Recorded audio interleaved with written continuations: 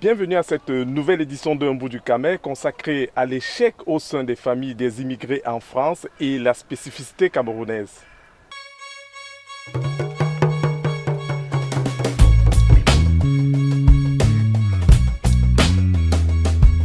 Pour ce numéro, notre invitée est Rose Madeleine Zebarga. Elle est professeure de lycée d'enseignement technique.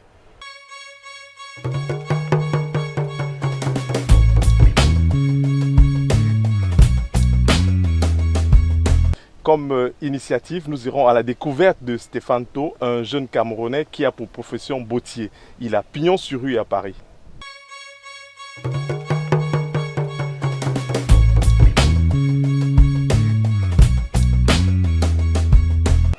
Face à l'échec, ils ont pu tirer leur épingle du jeu.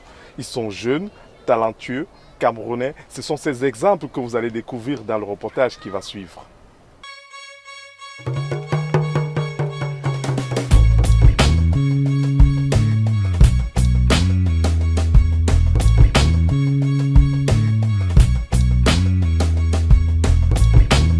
D'après une étude de l'Institut national des études démographiques datant de 2010, le taux de sortie du système éducatif sans diplôme atteint 13% chez les descendants d'immigrés contre 8% chez les autres.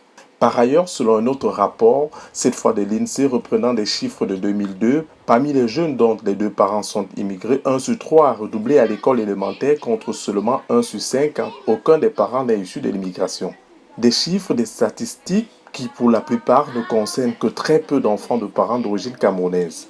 Direction Thiers dans le département du Val-de-Marne en Île-de-France. Là-bas, nous allons à la rencontre d'une famille camerounaise plutôt moyenne. Le mari est chauffeur de taxi et l'épouse professeur des lycées d'enseignement général. Et vous allez voir comment ce couple dont le conjoint est originaire de la région de l'Est Cameroun et la conjointe du centre s'organise pour la réussite scolaire de Adam, Iman, Victoire, leurs 3 enfants. J'ai mis ma carrière entre parenthèses pour m'occuper de mes enfants. Mon mari étant artisan chauffeur taxi, je n'ai pas voulu prendre le risque d'aller travailler et de laisser les enfants abandonnés à eux-mêmes. Il y a une très grande discipline, je ne les laisse pas faire n'importe quoi ou bien regarder la télé à longueur de journée. Ils regardent juste la télé lorsqu'ils rentrent de l'école pendant le goûter.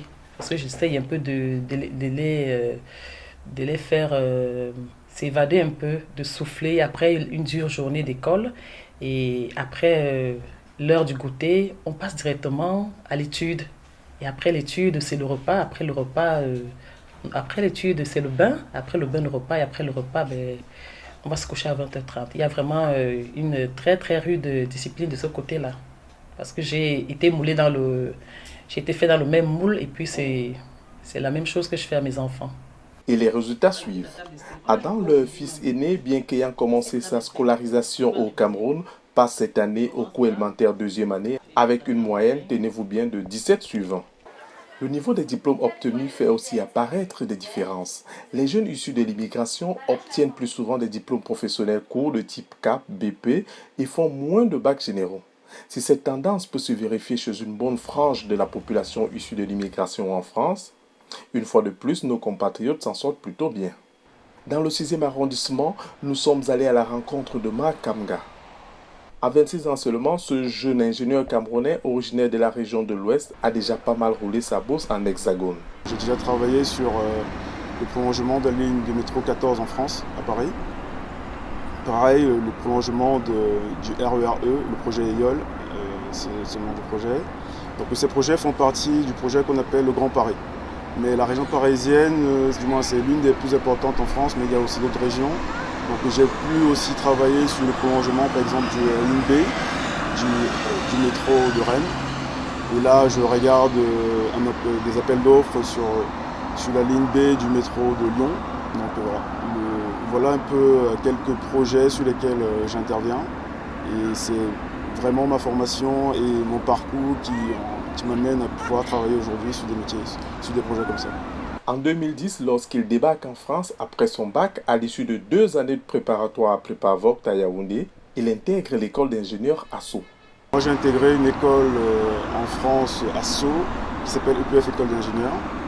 Donc j'arrive en 2010 à EPF École d'ingénieurs. Je fais mes 3 ans d'école d'ingénieur dans cette école-là.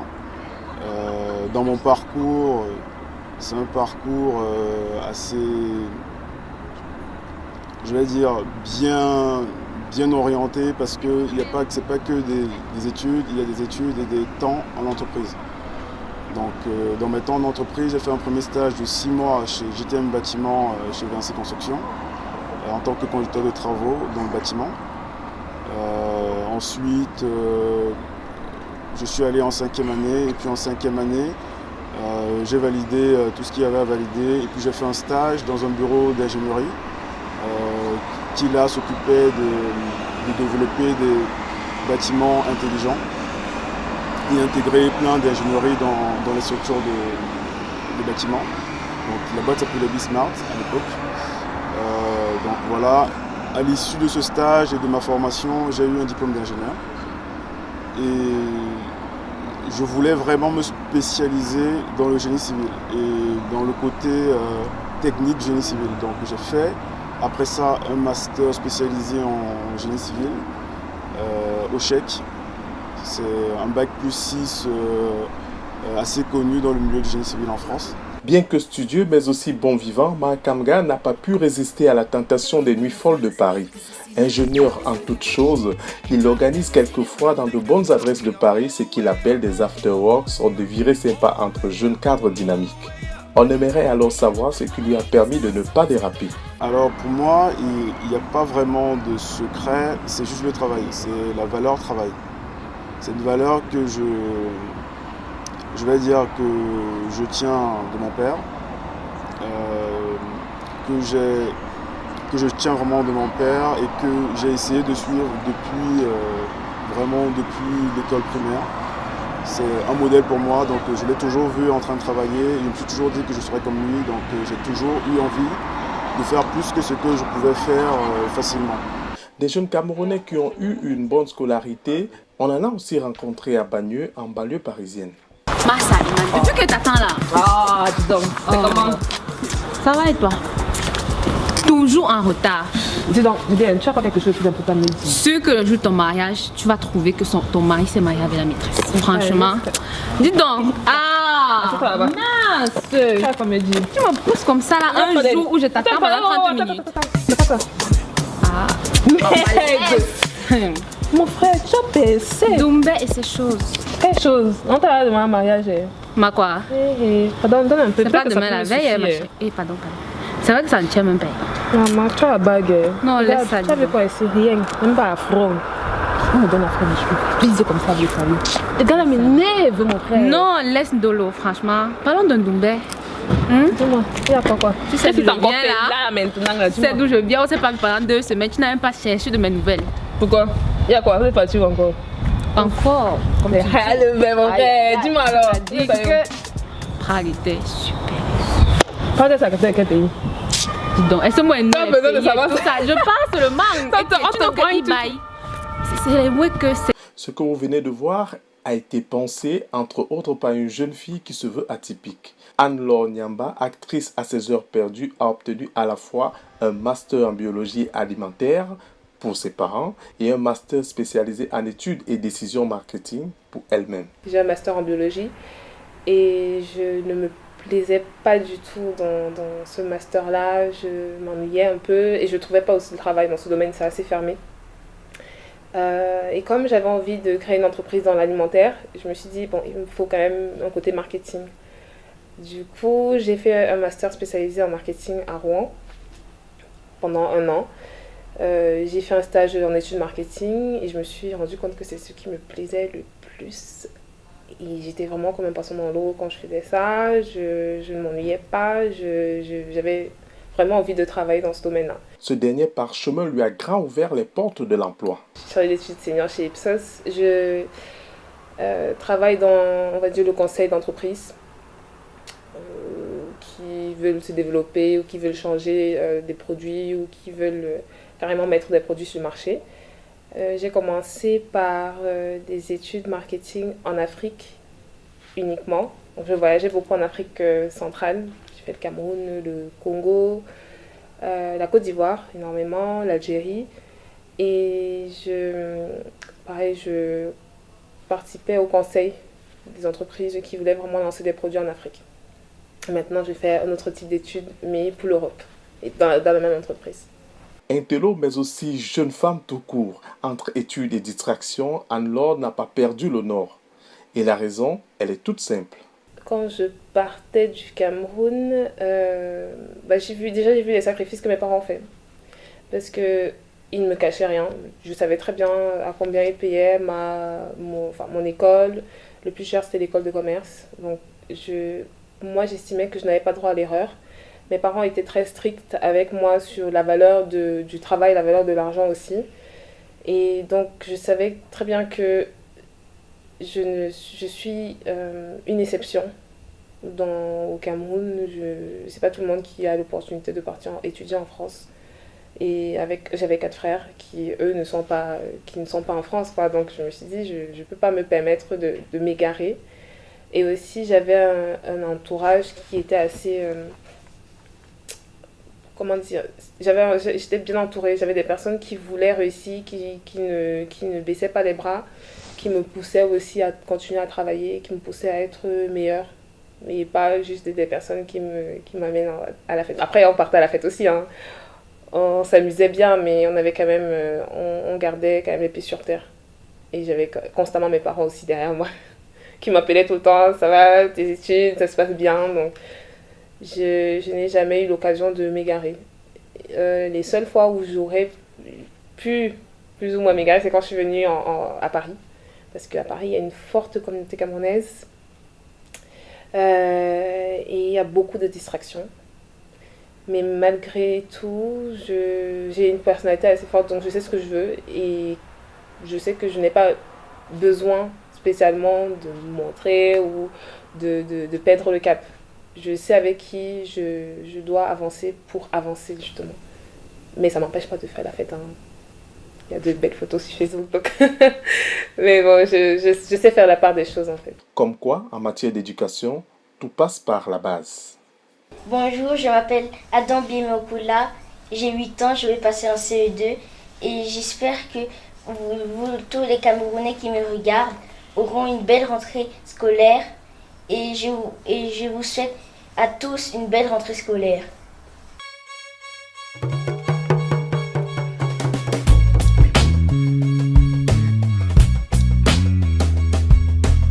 Place à présent à notre invité. Rose Madeleine Zebaga est enseignante au lycée polyvalent d'Allenberg à Aubervilliers en région parisienne. Dites-nous, on a constaté selon certains sondages, on a constaté que les enfants des familles issues de l'immigration ont souvent de la peine à aller jusqu'au bout de leurs études en France. Oui. Qu'est-ce qui pourrait expliquer ce phénomène? Il y a déjà l'inadaptation de l'enfant dans un milieu scolaire. Et il y a les parents qui sont éternellement au chômage. Il y a un manque d'autorité parentale.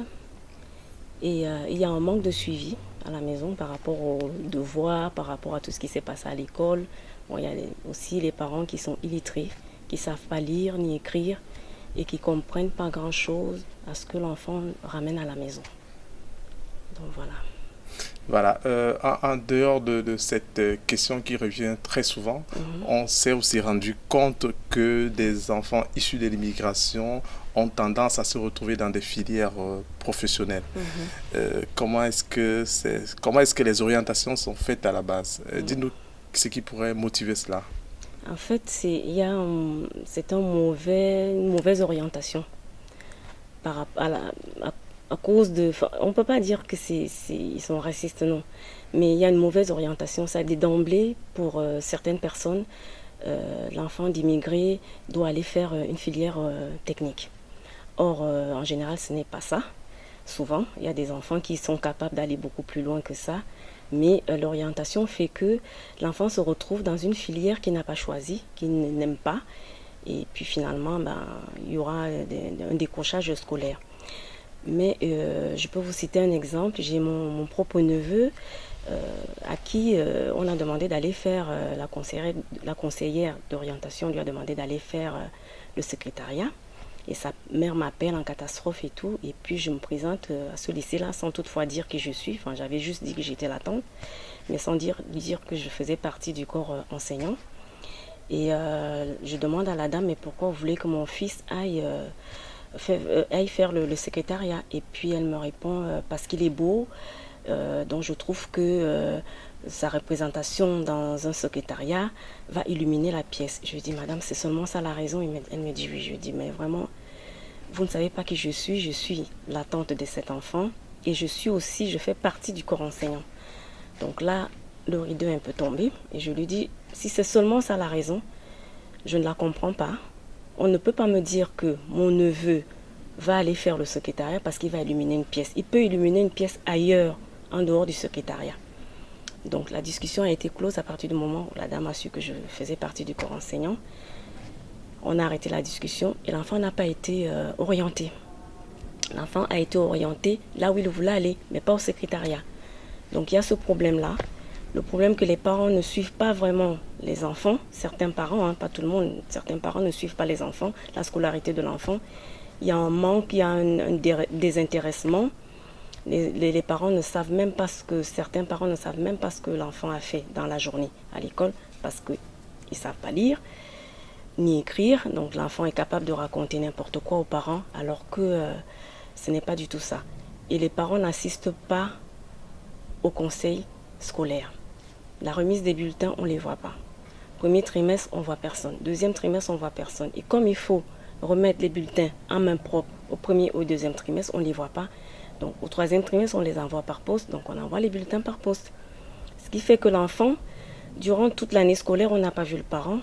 Le parent ne sait pas si l'enfant a eu un problème de comportement au lycée, un problème de travail au lycée, alors que, en général, ces enfants-là ont des soucis. Mais comme ils vont raconter des choses à leurs parents qui ne savent pas lire et écrire, voilà, à la fin on se retrouve, il y a un décrochage scolaire parce que le processus est mis en place. On convoque les parents qui ne viennent pas plusieurs fois.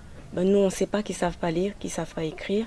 Et puis finalement, le processus est mis en place au rectorat et l'enfant est déscolarisé. Voilà.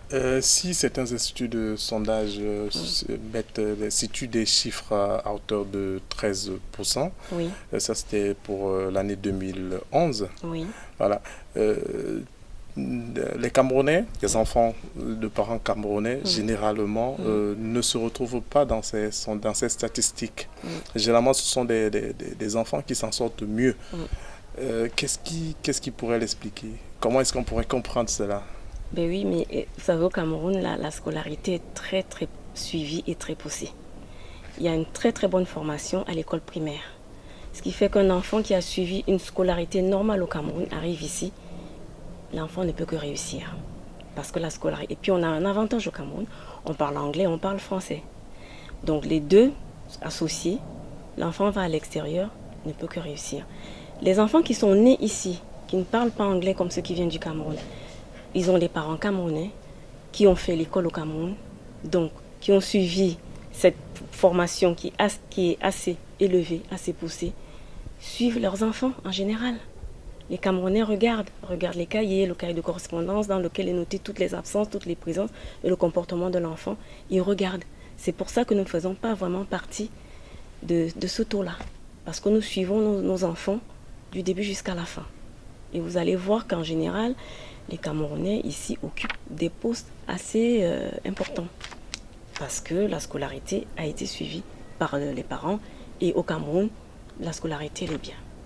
Bon, quel est le conseil que vous pouvez donc prodiguer à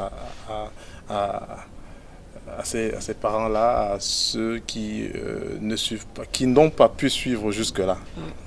Les parents qui n'ont pas pu suivre jusque-là, il faut s'intéresser à son enfant. Parce que l'enfant, c'est l'avenir de demain. Nos parents nous ont suivis. Aujourd'hui, nous sommes l'avenir de notre pays. Alors, nos enfants, c'est un relais. Donc, si on ne suit pas son enfant, et puis on dit, il y a un adage qui dit, l'enfant s'éduque dès le berceau. Si on n'éduque pas son enfant dès le berceau, il faut que l'enfant sache que j'ai des avantages, j'ai des inconvénients, j'ai des droits et j'ai des devoirs. Donc, les parents doivent absolument veiller, parce que l'école n'est pas là pour tout faire. Non, ce n'est pas possible. Nous inculquons l'éducation intellectuelle, mais on ne peut pas tout faire. Nous devons travailler avec ces parents-là pour que l'élève sache que à la maison, maman elle est au courant, papa est au courant de tout ce que je fais au lycée, et au lycée, le professeur est au courant de tout ce qui se passe à la maison. Il n'y a que comme ça que l'enfant va prendre peur et va avancer. Et éviter de marier les filles. On se retrouve souvent en cours d'année, les filles qui disparaissent, qui ne viennent plus en cours, et on apprend par les camarades que oui, la gamine a été mariée de force dans son pays. Non, heureusement que nous, au Cameroun, ce n'est pas le cas. Bon, le code pénal a bien réglé les choses, donc tous les parents sont obligés d'envoyer leurs enfants à l'école, que ce soit une fille ou un garçon. Heureusement pour nous. Mais dans certains pays, ça n'existe pas. Et ça pose vraiment problème.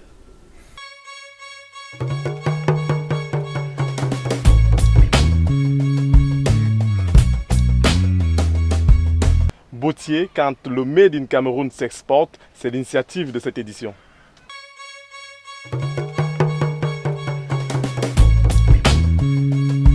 Stéphane Tho, ne vous détrompez pas. Vous n'avez pas affaire à un Asiatique. Il est bel et bien camerounais. Ceci est son nom d'artiste. Un artiste peu ordinaire. Son secteur d'activité en France est qualifié sous tension. Donc nécessiteuse en main-d'œuvre. Et au Cameroun, être bottier est loin de courir les rues. C'est dans son atelier dans le 9e arrondissement de Paris que nous allons à sa rencontre. Ce jour, il est en pleine création. Je tiens en main une tige d'une chaussure qui a été confectionnée. Donc il manque juste le sémelage et puis le soulier sera prêt à porter. Cela n'a pas empêché que le maître des lieux nous propose une visite guidée. Ici c'est le laboratoire. Oui. Nous avons les différentes machines qui nous servent à piquer la tige. La tige c'est ça. Oui. La tige c'est ça, à faire la couture, petit point. Donc nous avons cette machine, c'est une Canon qui permet de faire certains travaux que celle-ci ne pourra pas. Et ainsi de suite. Donc là nous avons une presse. La presse, comme on le dit, ça sert à presser la semelle à la tige. Là nous avons le banc de finition. Tu peux, ouais. Ouais. Ah mais ouais. Nous avons un banc de finition. Ouais. C'est pour finir la semelle et puis voilà. Là nous avons la machine couture black. C'est pour coudre la semelle à la tige. D'accord. Voilà. Chaussures, ceintures, portefeuilles, sacs à main, ces créations se veulent toutes uniques. Du sur-mesure fait à la main à la base pour la plupart de peau de bête. Comment en est-il arrivé à confectionner ces incontournables du quotidien? Qu'est-ce qui vous a motivé à être bottier?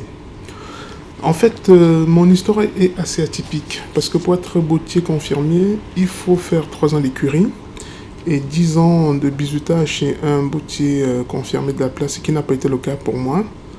Je crois ce génie latent que j'ai me vient de mes parents. Depuis ma tendre jeunesse, c'est ma maman qui faisait la haute couture. Donc je me suis inspiré de ça et j'étais tout au long autodidacte. J'ai fait un parcours chez Massimo Dutti en Belgique pour me recycler.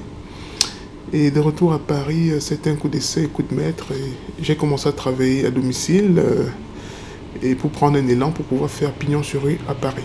Aujourd'hui, les services de Stéphane Tho sont sollicités de part et d'autre de la planète. À travers Stéphane Tho Cam, de son vrai nom, on peut dire que le savoir-faire Made in Cameroun a une fois de plus séduit plus d'un. C'est ici que prend fin cette nouvelle édition d'Un bout du Camer. Chers téléspectateurs, j'espère que vous avez aimé. Donnons-nous rendez-vous dans 2 semaines pour une édition toujours aussi alléchante. D'ici là, prenez soin de vous.